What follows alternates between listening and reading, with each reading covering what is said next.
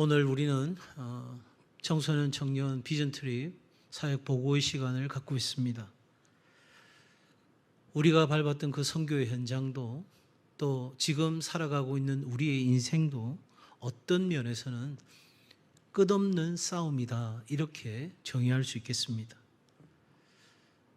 이 싸움에는 두 가지가 있습니다. 바로 전투와 전쟁입니다. 전투는 전쟁의 한 부분이죠. 6.25 전쟁의 낙동강 전투, 또 여러 많은 전투들이 있었던 것과 같은 이치입니다. 그러므로 이 전투라는 것은 우리가 현재 치르고 있는 싸움입니다. 이 싸움에서 우리가 이기게 될지 질지 알 수 없는 싸움이기도 합니다.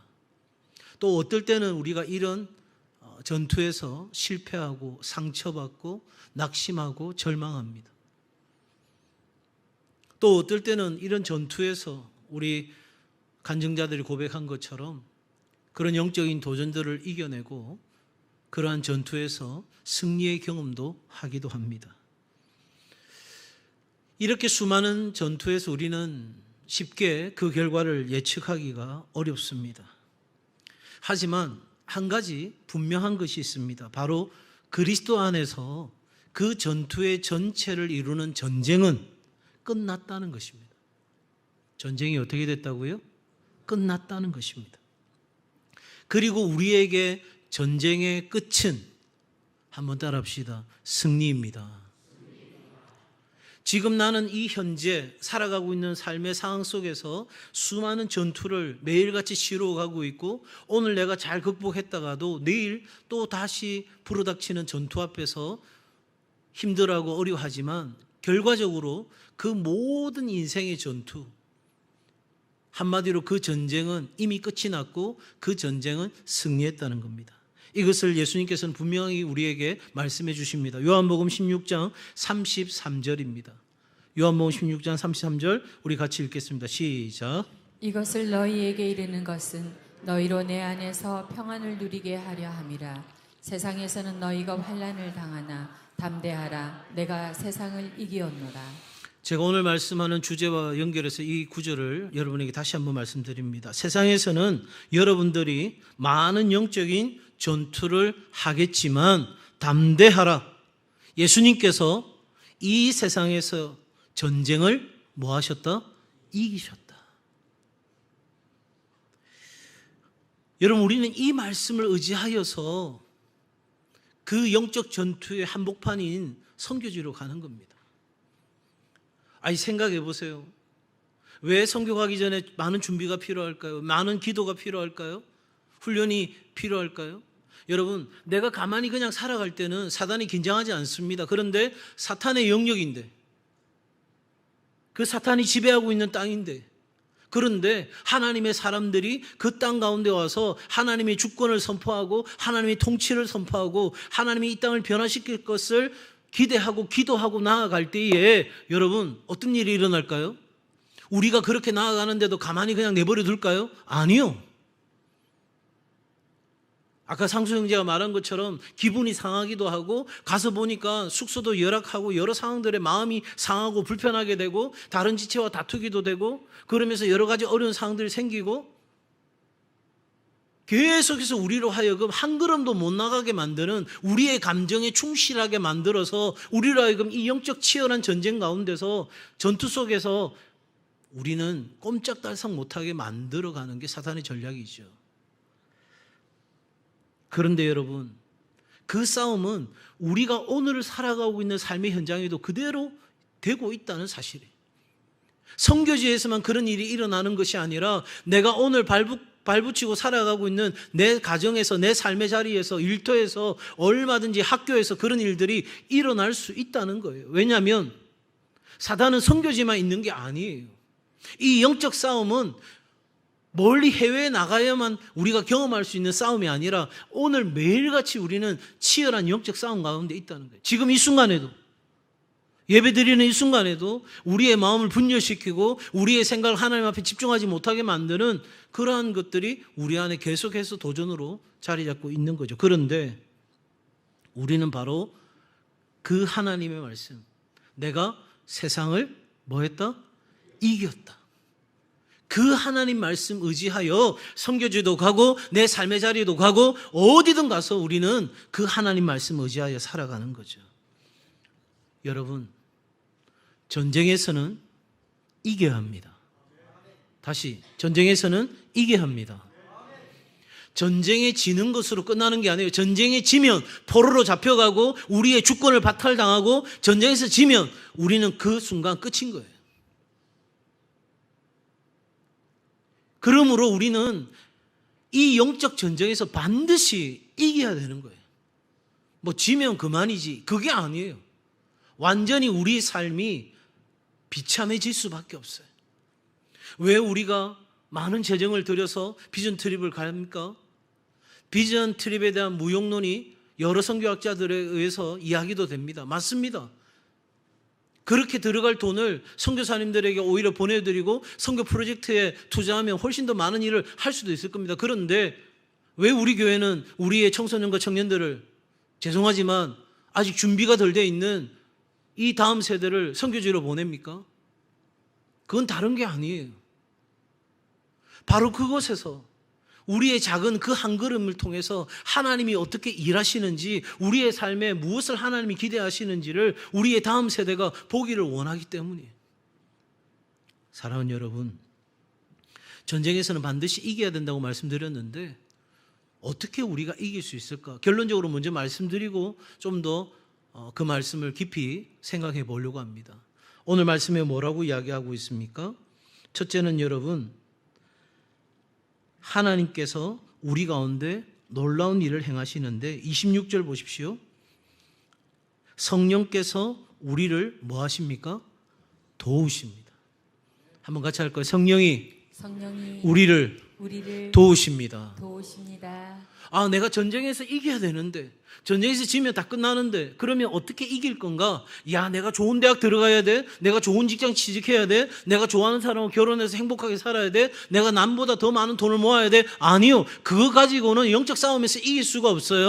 성경이 우리에게 이야기해 주는 것은 뭐냐? 바로 성령이 우리를 도우신다. 이것이 첫 번째예요. 두 번째, 결론적으로 뭐라고 말하냐면 28절이에요. 모든 것이 뭐하여? 합력하여 선을 이루게 된다. 보세요. 선을 이루게 된다는 건, 이뤘다는 것은 결과적인 거죠. 그러니까 여러분, 오늘을 살아가는 삶의 전투에서는 내가 그 전투를 이길 만한 가능성이 없는데 성령께서 나를 도와주시는 거예요. 그런데 이 전쟁 전체가 마무리되는 그 순간, 그때는 합력하여 선을 이루시는 하나님으로 인하여 우리는 전쟁의 승리를 맛보게 될 줄 믿습니다. 넉넉히 이기는 거예요. 그냥 이길 둥 말둥 바둥바둥 거리면서 이기는 것이 아니라 우리는 넉넉히 이기는 거예요. 할렐루야. 그렇습니다. 여러분들이 선교지를 생각할 때, 또 그리고 여러분이 일상의 삶을 살아갈 때에 내가 이 영적 싸움에서 이겨야 되는데 어떻게 이길 수 있을까? 성령이 나를 도와주신다. 그리고 이 전쟁에 승리하신 하나님이 나와 함께 하신다. 자, 그러면 여러분, 오늘 우리에게가 읽었던 이 말씀을 통해서 좀 더 구체적으로 함께 생각해 보고자 합니다. 하나님께서 우리 가운데 어떻게 일하시는지, 그러려고 하면 우리의 상태가 어떤지를 먼저 진단해 봐야 되겠죠. 우리의 상태는 어떤 상태입니까? 여러분 26절 같이 한번 읽겠습니다. 26절 시작. 이와 같이 성령도 우리의 연약함을 도우시나니 우리는 마땅히 기도할 바를 알지 못하나 오직 성령이 말할 수 없는 탄식으로 우리를 위하여 친히 간구하시느니라. 우리는 뭐하다고 정의하고 있어요? 우리는 연약하다. 네. 우리는 연약하다. 한번 따라할까요? 나는 연약합니다. 혹시 기분 나쁜 사람 있어요? 나는 연약하다는 데 대해서 왜 내가 연약합니까? 나는 강합니다. 혹시 그럴 분 계신가요? 사도 바울은 로마로 보낸 이 편지에서 우리의 연약함에 대해서 이야기하고 있습니다. 뭐가 우리의 연약함인가? 그 첫 번째가 뭐예요? 기도할 바를 모른다는 거예요. 자, 보세요. 나는 연약한데 내가 나를 도우시는 성령님, 그리고 합력하여 선을 이루시는 하나님께 뭐 하면? 기도하면 하나님이 뭐 하시죠? 응답하십니다. 그러면 내가 연약함으로 기도할 때 하나님이 응답하시니까 내가 이 기도할 것을 알게 되면 더 이상 그건 나의 연약함이 아닌 거예요. 왜? 내가 기도하면 하나님이 뭐 하신다? 응답하시니까. 여러분, 내가 기도할 바를 알면 더 이상 우리는 연약할 필요가 없는 거죠. 예. 어릴 때, 아주 아기 때 여러분들이 아프거나 힘들거나 하면 뭐 하죠? 예? 우는잖아요. 울어. 강아지는 어떻게 해요? 짖어요. 제 발 밑에 와서 짖고 있으면 뭔가 문제가 있다는 거예요. 보면 소파 밑에 공이 들어간 거예요. 그거 꺼내줄 때까지 와 짖는 거예요. 와. 뭐 말을 했다가 그 다음에 와 짖었다가 막 모른 척하면 막 다시 덤벼들고 제 몸에는 온통 강아지 흔적이 있어요. 여러분, 그러면 강아지의 주인이 뭔가 조치를 취하듯이 여러분이 어릴 때 말을 못해서 그냥 왕 울면 엄마가 어느새 달려와가지고 어디선가 누군가에 도움이 필요하면 바로 와가지고 해결해 주잖아요. 더 이상 나의 불편함이 아니에요. 왜? 울면 해결해 주니까. 마찬가지예요. 내가 기도하면 누가 해결하신다? 하나님이 해결하신다. 그런데 문제가 어디 있냐면 내가 뭘 기도해야 될지 모른다는 거예요. 이게 무슨 말인가? 어느 분이 이렇게 표현했더라고요. 문제 분석이 안 된다는 거예요. 내가 문제가 뭐야? 여러분, 어떤 아이가 학교 가기를 싫어해요. 근데 엄마는 계속해서 이야기하는 거예요. 네가 학교를 가야 된다. 그래야 사람답게 살 수 있고 네가 대학을 가야 뭐가 된다. 이야기를 쭉 해요. 그런데 이 아이는 죽어도 학교 가기 싫은 거예요. 근데 문제가 어디냐면 학교에서 이 아이가 괴롭힘을 당하는 거예요. 그러니까 문제는 학교를 뭐 안 가는 거예요. 아니면 괴롭힘을 당하는 그 상황과 그 사건이 문제인 거예요. 그 본질이 있는 거예요. 우리가 이렇다는 거예요. 기도할 바를 알지 못하는 거예요. 쉽게 말하면 나는 이게 문제라고 생각해요. 내 표면적으로 드러난 이거, 내가 몸이 연약한 거, 내가 경제적으로 어려워진 거, 내가 사업이 안 되는 거, 여러 가지 크고 작은 어려움들이 내게 찾아온 거, 이게 나는 문제라고 생각하는데 실상은 그게 문제가 아닌 거예요. 그러니까 문제 분석이 안 되는 거예요. 아니 생각해 보세요. 내가 좋은 직장 들어가려고 뭐 토플, 토익 다 준비하고 내가 이런 저런 것들 다 준비하는데 그래서 내가 커리어를 만들어 가는데 여러분 생각해 보세요. 그게 아무짝에 쓸모없는 거라면요. 진짜 내가 가고 싶어하는 그 회사가 나한테 요구하는 건 그게 아니라면요. 이건 영 낭패죠, 그죠? 적어도 여러분 우리에게 연약함이 있는데 그건 첫 번째 기도할 바를 모른다는 거예요. 쉽게 말하면 문제 분석이 뭐가 문제인지를 모르는 형편인 거예요. 그런데 두 번째 기도할 바를 알지 못하는데 뭐도 할 수 없느냐면 해야 할 행동도 모른다는 거예요. 내가 기도할 바를 문제 분석이 안 되니까 그 다음 내가 해야 될 행동을 어떻게 해야 될지를 모르는 거예요. 분석도 행동도 전체적으로 망가진 거예요. 이게 우리의 모습이라고 사도 바울은 말하고 있어요. 야, 깝깝한 답답한 마음이 들 수밖에 없죠. 문제도 분석이 안 되고 분석도 안 되는데 행동할 건 더더욱 뭐를 어떻게 해야 행동해야 될지도 모르는 상황이에요. 그런데 이런 상황을 하나님이 그냥 보시지 않는다는 거예요. 26절에 보니까 내 안에 누가 계셔서 여러분 안에 성령이 계신지 아니 계신지를 알려고 하면 여러분들이 예수 그리스도를 주인으로 주라고 고백한다면 여러분 안에는 성령이 계시는 거예요. 성경은 이야기합니다. 내 안에 계신 성령이 아니고서는 예수 그리스도를 주라고 할 수 없다는 거예요. 그러니 여러분이 진지하게 예수 그리스도를 나의 주인이라고 고백한다면 여러분 안에 성령이 계시고 그 성령이 문제 분석도 안 되고 어떻게 행동해야 될지도 모르는 우리 안에서 우리를 도우시는 일을 행하시는 거죠. 마치 광야를 걸어가는 이스라엘 백성들에게 구름 기둥과 불 기둥으로 인도해 주신 것처럼 우리에게 때마다 순간마다 그렇게 일하시는 거죠. 그러므로 여러분, 우리에게 중요한 것이 있어요. 그건 뭐냐면 성령의 도우심 없이는 살 수 없다는 것을 인정하는 거예요. 성령의 도우심 없이는 삶의 전투에서 이길 수 없다는 것을 내가 인정하는 거예요. 여러분, 선교지에서 문화가 다르고 언어가 다르고 모든 것이 낯선 그곳에서 우리는 성령을 의지하는 법을 배우는 거예요. 우리의 다음 세대에 담임 목사로서 가르치고 싶었던 중요한 것은 선교에 대한 ABCD 그 내용이기도 하지만, 그러나 더 중요한 것은 매 순간마다 성령을 의지하는 법을 배우는 것을 가르치고 싶었어요. 물이 안 나와서 기도하고, 음식이 나한테 안 맞아서 기도하고, 왠지 모르게 잠이 안 오는 그 상황에서도 기도하고, 서로 마음이 상하는 일이 생기면서도 기도하고, 모든 순간순간마다 그렇게 성령의 도우심을 의지하는 법을 배우기 원했던 거예요. 왜냐하면 우리는 연약하기 때문에. 그러므로 여러분, 나의 연약함이 부끄러운 것이 아니에요. 내가 실패했어요. 그게 부끄러운 게 아니에요. 내가 망했어요. 그게 부끄러운 게 아니에요. 내가 심각한 질병 앞에 고통받고 있어요. 그게 부끄러운 게 아니라고요.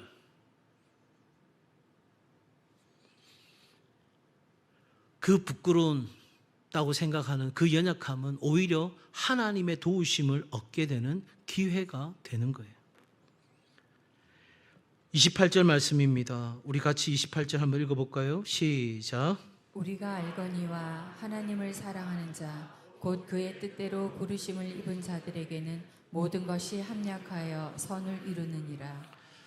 자, 앞서 말씀드린 것처럼 모든 것을 합력하여 선을 이루시는 하나님으로 인해, 전쟁에서 승리하신 그 주님으로 인해 우리는 반드시 승리할 거라고 말씀드렸어요. 그러면 우리가 오늘 살아가는 연약함, 그리고 그 속에서 우리는 전투를 치르기 위해서 도움을 구하는 성령의 도우심, 그리고 결과적으로 마지막으로 우리가 이 전쟁에서 승리하기 위해서는 어떻게 하나님이 일하시는지를 깨달아야 돼요. 이게 진짜 중요한 부분인 거예요. 첫 번째로 여러분, 우리에게 주어질 최종의 전쟁의 승리를 위해서 하나님은 우리를 강하게 해서 이기게 하시는 것이 아니라 우리의 연약함을 그대로 두시고 도우신다는 거예요. 한번 같이 할까요? 나의 연약함 그대로 두고 나를 도우신다. 나를 강하게 만들어서 이기게 하는 것이 아니에요. 우리의 연약함을 여전히 그대로 두시는 거예요. 그리고 하나님의 그 강하심으로 우리의 연약함을 도우시는 방식으로 하나님이 일하시는 거예요. 자, 고린도서 12장 9절입니다. 나에게 이르시기를 내 은혜가 내게 족하도다. 이는 내 능력이, 하나님의 능력이 약한 데서 온전하여심이라 하신지라. 그러므로 도리어 크게 기뻐함으로 나의 여러 약한 것들에 대하여 부끄러워하는 것이 아니라 뭐한다? 자랑하리니 이는 그리스도의 능력이 내게 머물게 하려 함이라. 이 머물게라는 말, 여러분 성경에 번호가 적혀 있을 텐데 헬라어로 장막으로 덮게 하려 함이라. 그러니까 하나님의 능력이 나를 온전히 덮어주시는 거예요. 완전히 감싸주시는 거예요. 그런데 어떤 사람에게 약한 것을 오히려 뭐하는 사람? 자랑하는 것. 그런데 약한 것을 자랑하는 것이 아니라 실상은 누구를 자랑하는 거예요? 나를 온전하게 하고 나를 도우시고 나에게 능력이 되시는 누구를 자랑하는 거예요? 하나님을 자랑하는 거예요. 자, 내 능력이 90이에요. 그리고 100이 온전한 거라면 하나님은 얼마만큼 역사할 수 있겠어요? 10. 그런데 내가 10이에요. 그러면 하나님이 얼마만큼 역사할 수 있어요? 90이에요. 여러분, 어느 게 마음이 들어요? 이렇게 말하는데도 목사님 저는 여전히 90인데요. 미안하지만 그건 참 얼빵한 생각인 거예요. 왜냐하니까 내가 90 해봤자 내 수준인 거예요. 그런데 내가 10이지만, 내가 5지만, 아니 내가 가능성이 전혀 없지만 그럼에도 하나님이 일하시면 그건 완전한 거예요. 그러니 내가 능력이 있어서 하나님 필요 없어요, 내가 알아서 다 할게요, 그게 아니라 나는 연약합니다, 나는 부족합니다, 나는 뭐가 문제인지도 모르겠고 행동도 뭘 어떻게 해야 될지도 모르겠습니다. 그래서 나는 나를 도우시는, 이 삶의 전투에서 나를 도우시는 성령을 의지하여 나아갑니다. 그 결단 가운데 나아가면 하나님의 능력이 나를 장막을 덮듯이 덮어주시고 온전케 하시는 역사가 있게 되는 줄 믿습니다. 우리는 여전히 가난합니다. 우리는 여전히 병들어 있고요, 우리는 여전히 뭘 할 수 있는 상태가 아닙니다. 세월이 지나도 이건 변함이 없는 것 같습니다. 더구나 혈루증 앓던 여인처럼 점점 더 상황이 나빠질 수 있습니다. 내가 의사도 찾고 방법도 찾고 이렇게 저렇게 다 해보는데 12년 동안 모든 노력을 불사지르는데 더 좋아지는 게 아니라 더 나빠지는 거예요. 그런데 더 나빠지는데, 더 안 좋아지는데, 나는 더 가난하고 나는 더 가능성이 없고 나는 더 어려워지는데, 그런데 하나님의 일이 됩니다. 하나님의 강하심이 우리를 도우시기 때문입니다. 여기서 우리는 이해 안 됩니다. 어떻게 이해됩니까? 나 그거 할 만한 능력이 아닌데, 나 그거 공감되지 않습니다, 납득되지도 않습니다.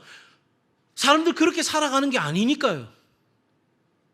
사람들은 상식의 범위에서 살아갑니다. 자연의 법칙 속에서 살아갑니다. 사람들은 적자생존이라는 말은 안 하지만 그것이 우리의 일반적 가치가 되어서 살아갑니다.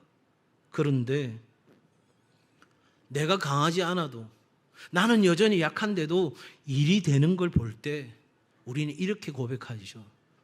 이건 나로서는 이해도 납득도 공감도 안 되는 참으로 신비로운 일이다. 여러분, 우리의 신앙도, 우리의 오늘을 살아가는 삶도 이 신비 안에 있는 삶이 되어야 하는 것입니다. 비로소 그 순간 깨닫게 되는 거예요. 아, 하나님과 내가 합력하여 선을 이루게 되었구나.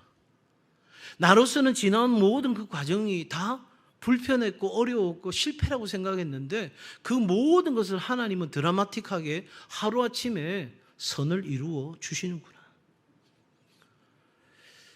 그러니 여러분, 연약한 순간이 찾아올 때, 내 삶에 너무 힘겨운 순간이 찾아올 때, 내 인생이 곤두박질 치는 것처럼 느껴질 때, 이 상황에서 무슨 예배야?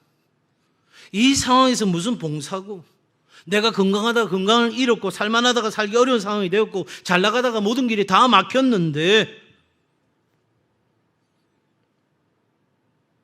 남들이 보면 참 부끄러운 삶인데, 여러분 그때 어떻게 하시겠어요? 여러분은 어떻게 하고 계셔요? 잘 한번 생각해 보세요. 하나님은 우리가 연약할 때에 그 연약함을 그대로 두고 우리 가운데 도우시고 역사하시는 하나님의 강으로 일하시는데, 내가 그 연약함으로 내 스스로가, 죄송한 표현입니다, 자빠져 있다면, 넘어져 있다면, 연약할 때 우리를 도우시는 하나님을 어떻게 경험할 수 있겠어요? 내가 하나님을 기대하지 않는데, 내가 하나님을 바라지 않는데, 그냥 먼 산만 바라보고 누가 나를 도와줄까 그렇게 바라보고 있는데, 여러분, 우리는 바로 그 순간 나병 환자처럼 주님 뜻이면 됩니다, 백부장처럼 말씀 한마디면 됩니다, 야이로처럼 손 한번 얹어주시면 다시 삽니다, 혈루증 앓던 여인처럼 내가 12년 동안 이렇게 살았지만 예수님 옷깃 한번 잡으면 내가 살 수 있습니다. 진짜 믿음, 살아있는 믿음으로 우리는 연약함 그대로 두고, 문제가 분석 안 되고 내가 뭐라고 행동해야 될지 몰라도 그냥 주님께로 나아가는 거예요. 낙심과 절망의 자리에서 그 늪에 빠져서 허우적거리지 말고 그냥 하나님의 도우심을 구하고 앞으로 나아가는 것, 이것이 우리가 할 수 있는 거예요. 죽기 살기로 매달리는 거예요. 죽어가는데 무슨 고상함이 필요해요? 그때 혼자서 어려우면 형제 자매들과 함께 공동체가 되어 서로의 짐을 지고 하나님께 엎드리는 거예요.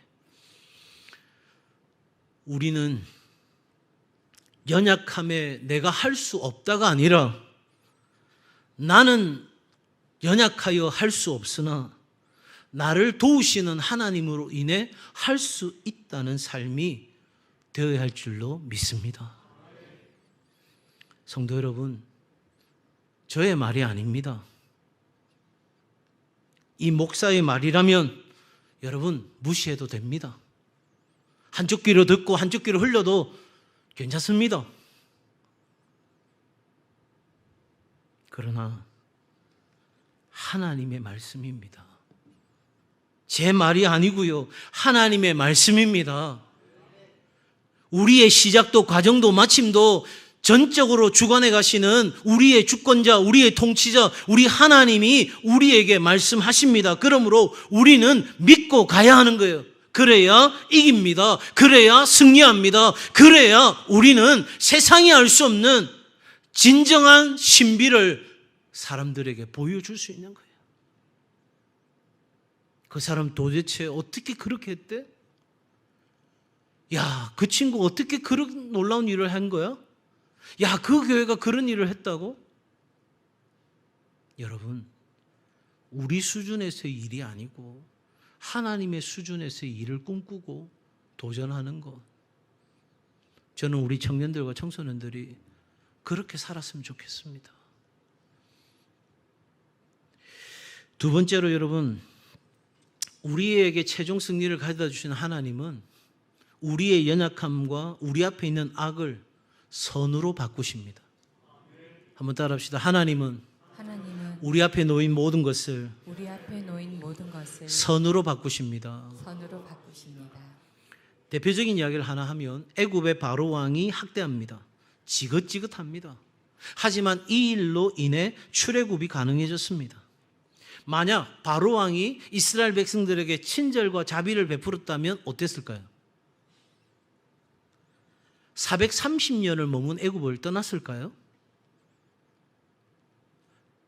여러분, 그 광야에서 고기 한 점 못 먹어서 불편해가지고 그 애굽의 가마솥, 그 고기가 있는, 그것도 주인의 상에서 떨어지는 부스러기나 주워 먹던 그 노예의 자리로 돌아가고자 했던 그 사람들이, 여러분, 이스라엘 백성들이 그 애굽의 왕과 애굽의 사람들이 친절하게 대해주고 정말 잘해줬다면 여러분 그 애굽에서 벗어났을까요? 아니요. 하나님의 언약도 다 잊어버린 채, 내가 내게 지시할 그 땅, 하나님이 약속한 그 언약 다 잊어버린 채 아마도 노예 생활에 길들여졌을 것입니다. 자그마치 43년도 아니고 430년입니다. 하나님은 우리로서는 이해될 수 없는 악을 사용해서라도, 우리의 연약함을 사용해서라도 우리를 우리의 삶의 자리에서 옮겨야 될 자리를 떠나게 하십니다. 자, 거기까지는 그래도 좋아요. 그런데 비열하게 애굽 왕이 군대로 추격합니다. 이런 상황이 되면 많은 사람들이 이렇게 말하죠. 이게 뭐야? 아니, 하나님이 도와주시려면 확실하게 도와주시지 여기서 죽게 하는 거야? 여러분,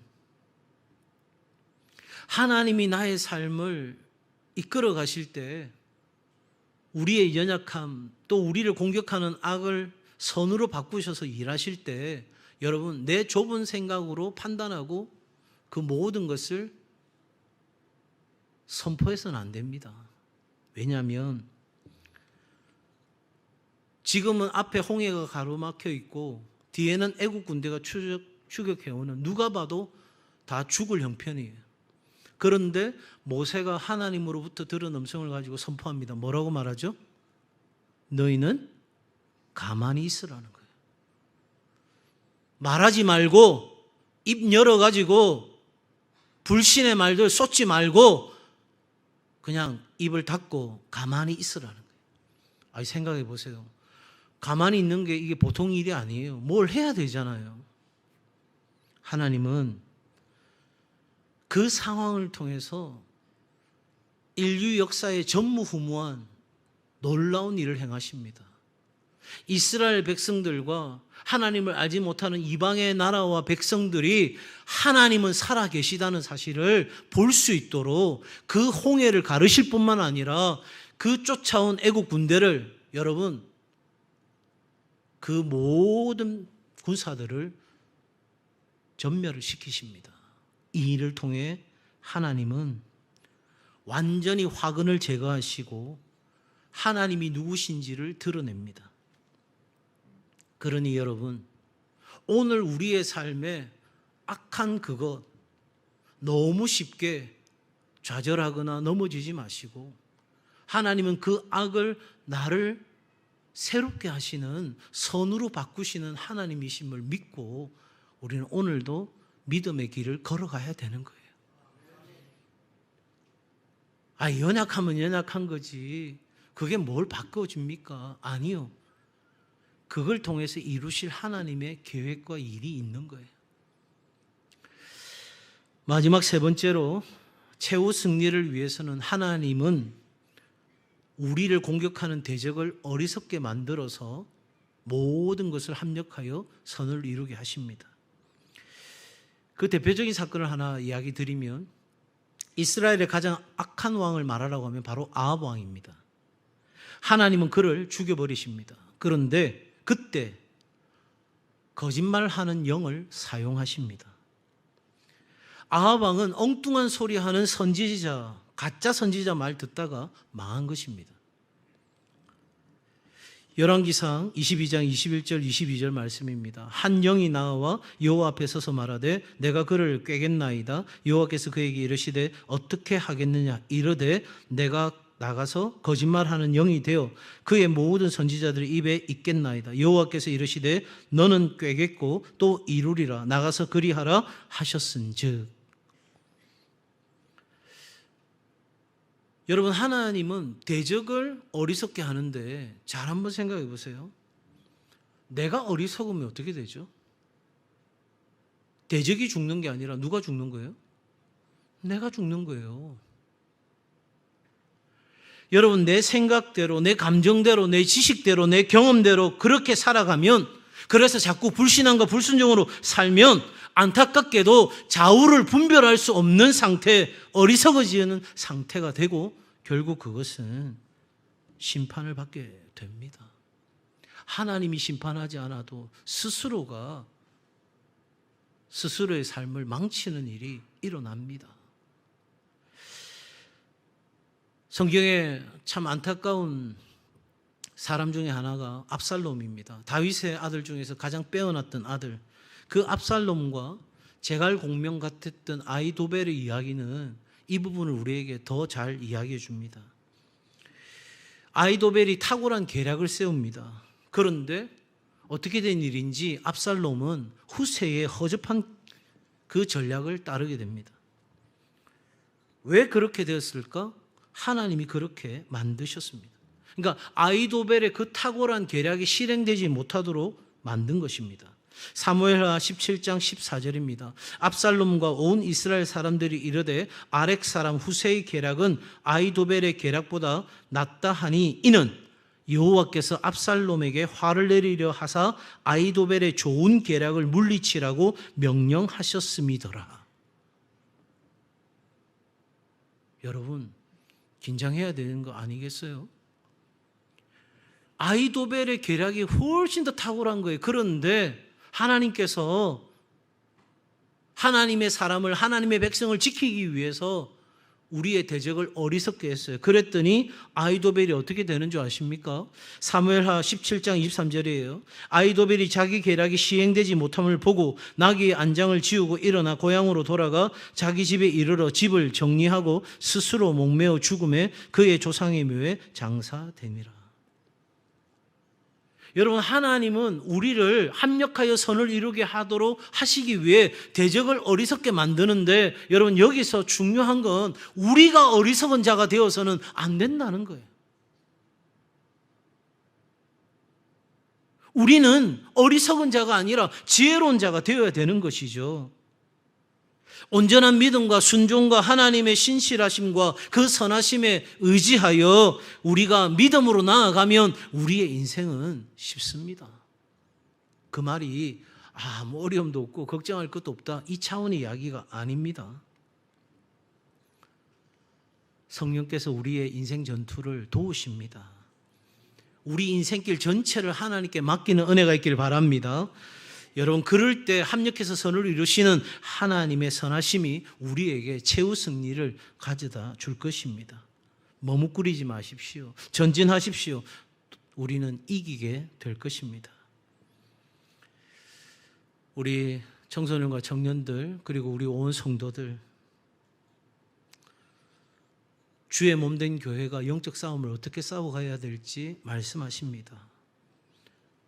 제가 오늘 이 말씀을 준비하면서 우리 다음 세대가 어떤 각오로 이 비전 트립 이후를 살아가야 될지를 말씀드리는 것입니다. 우리 온 성도들, 우리는 연약합니다. 각각의 연약함을 우리는 다 갖고 살아갑니다. 그럼에도 우리를 도우시는 성령님이 계시고 우리에게 지혜를 주시는 하나님이 계십니다. 우리의 모든 것을 선으로 바꾸시는 하나님의 놀라운 섭리가 우리 앞에 있습니다. 그러니 여러분, 그냥 덮어놓고 사는 게 아니고 오늘도 철저하게 하나님을 의지하고 살아가고 살아내는 우리 모든 동성애 가족들 다 되시기를 주의 이름으로 축복합니다.